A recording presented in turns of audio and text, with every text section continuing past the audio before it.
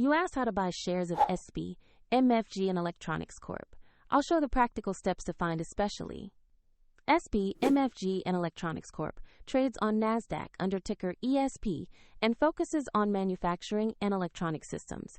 And this is educational information only, not investment advice. To trade, you need a brokerage account. I'll use eToro as a neutral example to demonstrate the flow.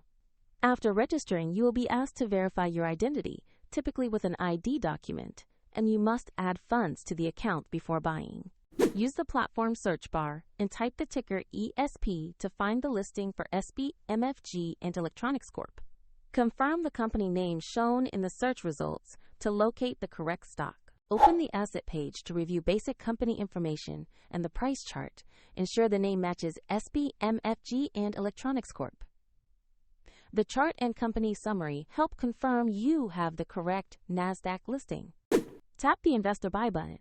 Choose the amount you want to invest and review the order details, then confirm the trade. If the market is closed, your order may become a pending order or execute at the next session, and if you lack sufficient funds, the platform will prompt you to add money before confirmation.